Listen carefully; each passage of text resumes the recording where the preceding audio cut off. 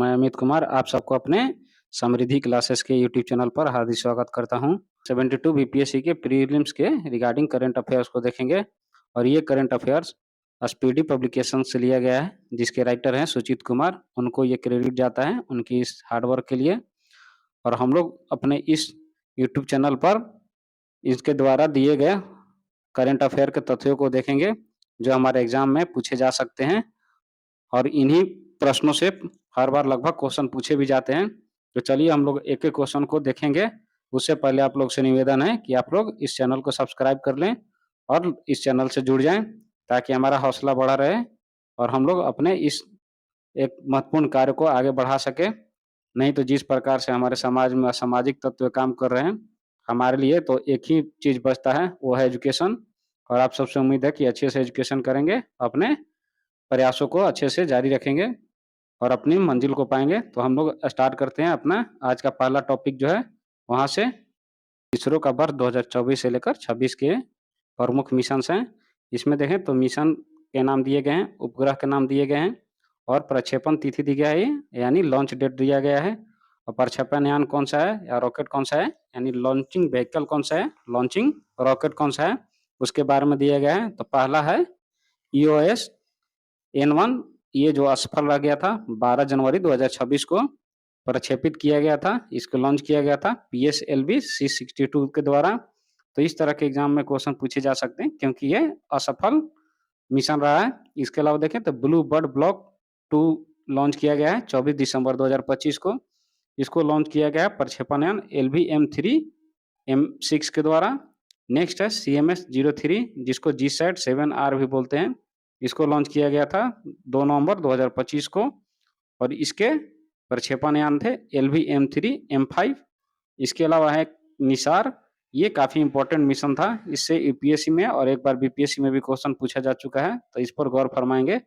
निसार यानी NASA and ISRO का joint venture था, जिसको 30 जुलाई 2025 को लॉन्च किया गया था GSLV F-16 के द्वारा। एक्जियोम 4 ये 25 जून 2025 को लॉन्च किया गया था स्पेस एक्स की फॉल्कन 9 के द्वारा। नेक्स्ट है EOS 9 जो 101वां था और ये बीपीएससी के 71st एग्जाम में प्रीलिम्स में पूछा भी जा चुका है। इसको लॉन्च किया गया था 18 मई 2025 को PSLV C61 के द्वारा, जो असफल रहा था। नेक्स्ट है NVS 02, ये था 100वां और इसमें 19 जनवरी 2025 को इसको लॉन्च किया गया था GSLV F-15 के द्वारा। इसके अलावा इसरो के नेक्स्ट आगामी मिशन हैं, जिसको हम लोग देखेंगे मिशन, उसकी तिथि और उसके प्रमुख बिंदु या उस मिशन के क्या उद्देश्य हैं उसके रिगार्डिंग। तो चलिए स्टार्ट करते हैं। तो इसमें देखते हैं अंतरिक्ष स्टेशन बनाने का प्रावधान किया गया है इसरो के द्वारा, जो ये बनकर तैयार होगा 2028 तक। और एक नियोजित स्टेशन होगा जहां पर 15 से 20 दिन तक अंतरिक्ष यात्री वहां पर रह सकते हैं, यानी एस्ट्रोनॉट वहां पर 15 से 20 दिन तक अपना रह सकते हैं, जहां पर उनको रिसर्च जो भी करना है इस प्रकार के चीजें वहां पे कर सकते हैं। नेक्स्ट है चंद्रयान 4, जो 2028 में लॉन्च किया जाएगा। चंद्रमा से सैंपल लेकर पृथ्वी तक पहुंचना इसका लक्ष्य होगा और इसका अन्वेषण जो है रिसर्च किया जाएगा पृथ्वी पर।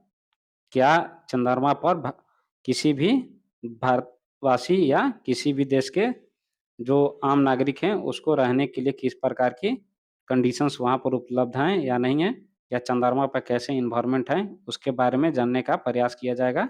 जो मिशन 4 होगा चंद्रयान का, जो 2028 में लॉन्च किया जाएगा। इसके अलावा देखें तो ल्यूपेक्स है, जिसको 2028 में लॉन्च किया जाएगा। ये जापान की कंपनी जाक्सा और इंडिया की इसरो की संयुक्त परियोजना होगी। इसके अलावा गगनयान 2027 में लॉन्च किया जाएगा, जो भारत का पहला मानव अंतरिक्ष मिशन होगा। इसके अतिरिक्त शुक्रयान 1 होगा 2028 तक। 2028 में इसको लॉन्च किया जाएगा शुक्र के वायुमंडल का अध्ययन करने के लिए। और नेक्स्ट है मंगलयान 2, जो 2030 में लॉन्च किया जाएगा। मंगल ग्रह पर भारत का ये दूसरा इंटरप्लेनेटरी मिशन होगा, यानी एक प्लेनेट से दूसरे प्लेनेट पर भेजे जाने वाले जो भी मिशन हैं उसमें भारत का ये दूसरा मिशन होगा। इससे पहले एक बार और मंगलयान भेजा जा चुका है। तो इस प्रकार से देखें तो इसरो के आगामी मिशन जो है और उसके तिथि और प्रमुख बिंदुओं को हम लोगों ने देख लिया। चलिए एक बार फिर से इसको पूरी स्पीड में रिकैप कर लेते हैं। अंतरिक्ष स्टेशन बनाने का प्रावधान किया गया 2028 तक, जो नियोजित है 15 से 20 व्यक्तियों के वहाँ पे रहने के लिए। इसके अलावा चंद्रयान 4 को लॉन्च किया जाएगा 2028 में, चंद्रमा से सैंपल लेकर पृथ्वी तक पहुँचना इसका लक्ष्य होगा। लिपेक्स 2028 में लॉन्च किया जाएगा, जो जापान की कंपनी जाक्सा और इंडिया की इसरो की संयुक्त परियोजना होगा। गगनयान 2027 में लॉन्च किया जाएगा, भारत का पहला मानव अंतरिक्ष मिशन होगा ये। और ये शुक्रयान-1 2028 में लॉन्च किया जाएगा, शुक्र के वायुमंडल का अध्ययन करने के लिए। और मंगलयान-2 जो 2030 में लॉन्च किया जाएगा, मंगल ग्रह हेतु भारत का ये दूसरा इंटरप्लैनेटरी मिशन होगा। तो इस प्रकार से हम लोगों ने इसरो के आगामी मिशंस के बारे में देख लिया। अब हम लोग नेक्स्ट देखेंगे भारत में चीता और बाघों की गणना किस प्रकार की गई है और यहाँ पर उनकी अवस्थिति क्या है। नेक्स्ट है हमारा प्रोजेक्ट चीता, जिसमें हम लोग देखें तो इसको 17 सितंबर 2022 को नामीबिया से 8 अफ्रीकी चीतों को लाया गया था, जिसमें 5 मादा और 3 नर थे। इसको मध्य प्रदेश के कुनो राष्ट्रीय उद्यान यानी कुनो नेशनल पार्क में ला के रखा गया है। और इसमें एक मादा चीता जो है सासा, उसकी मौत हो चुकी है। इससे पता चलता है कि अब बाघों की संख्या और चीताओं की संख्या जो है बच के 8 रह गई है। इसकी निगरानी हेतु देखें तो सरकार ने 9 सदस्यीय एक कार्यबल को गठित किया है, जो 2 वर्षों तक अगले देखेंगी इसके नामीबिया से लाए गए चीताओं के स्वास्थ्य के बारे में। इस प्रोजेक्ट के तहत अगले 5 वर्षों में कुल 50 चीतों को भारत लाने की योजना बनाई गई है। इसके अलावा अगर देखें तो चीतों की संख्या जो है, कुछ चीतों को दक्षिण अफ्रीका से भी भारत में लाए गए हैं। तो ये जो एग्जाम में बीपीएससी के पूछा भी जा चुका है कि नामीबिया और दक्षिण अफ्रीका से ये चीते लाए गए हैं। उसमें ऑप्शन दिया गया था भारत में किन-किन देशों से प्रोजेक्ट चीता के तहत चीताओं को लाया गया है और कहाँ रखा गया है। तो ये हमारे लिए इम्पोर्टेंट हो जाता है प्रोजेक्ट चीता। नेक्स्ट है बाघ गणना रिपोर्ट 2022। नेक्स्ट टॉपिक है भारत वन स्थिति रिपोर्ट 2023। इस रिपोर्ट की बात करें तो 21 दिसंबर 2024 को पर्यावरण, वन और जलवायु परिवर्तन मंत्री भूपेंद्र यादव ने पब्लिश किया था। वन अनुसंधान संस्थान देहरादून में इसकी रिपोर्ट जारी की गई थी। ये 18वां रिपोर्ट है भारत वन स्थिति रिपोर्ट का, जो 2023 के लिए जारी किया गया है।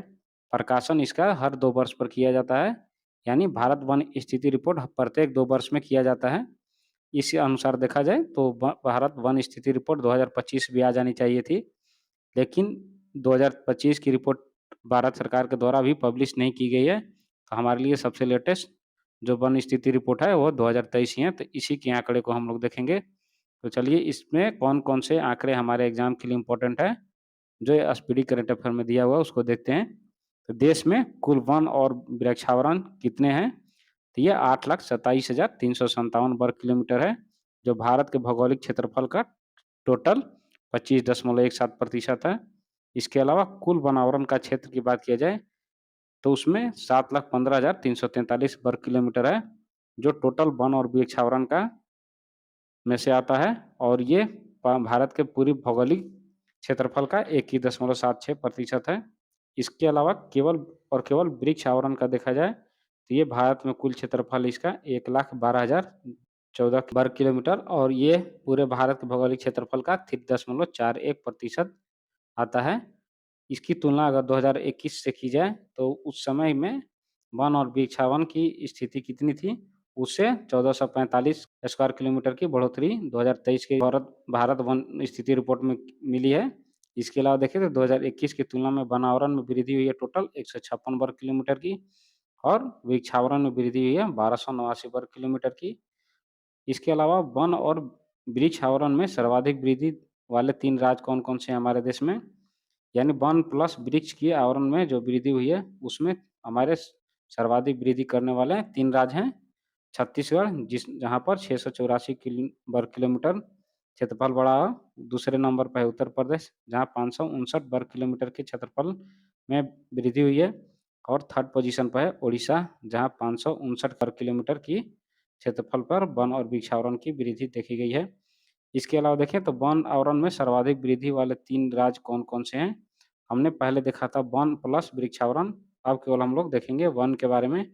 तो ये सर्वाधिक वृद्धि करने वाले राज्यों में मिज़ोरम है, गुजरात और ओडिशा।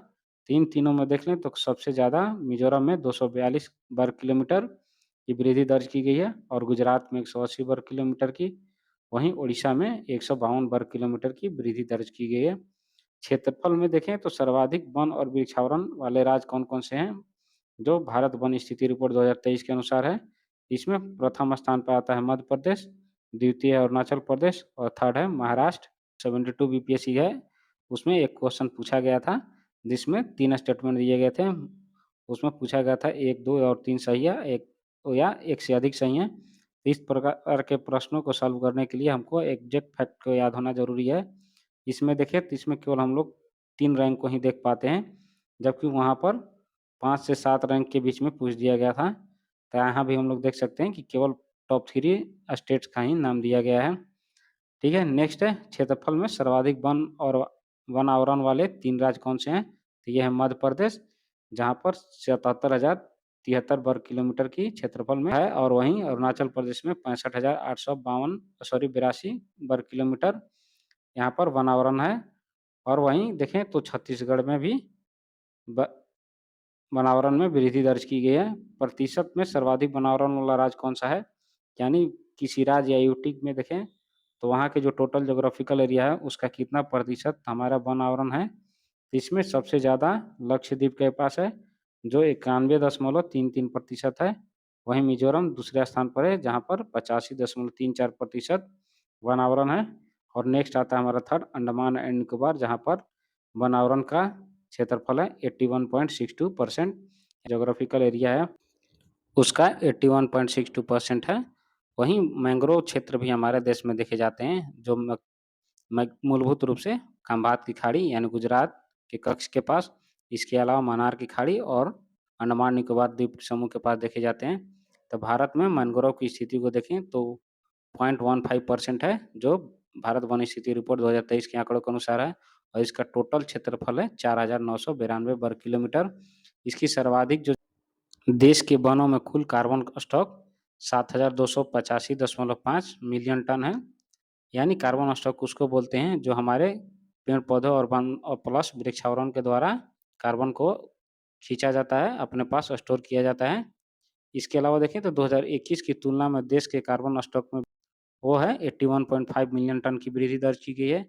देश में बांस धारित क्षेत्र का विकास हुआ है, जो 1,54,670 वर्ग किलोमीटर का हुआ है। वहीं 2021 की तुलना में बांस के क्षेत्रफल में वृद्धि देखें तो 5,227 वर्ग किलोमीटर का हुआ है। बांस को वैसे घास की श्रेणी में डाला जा चुका है, ये किसी भी प्रकार का पौधा की श्रेणी में या पेड़ की श्रेणी में नहीं आता है। तो इस प्रकार से हम लोगों ने भारत वन स्थिति रिपोर्ट 2023 को समाप्त किया।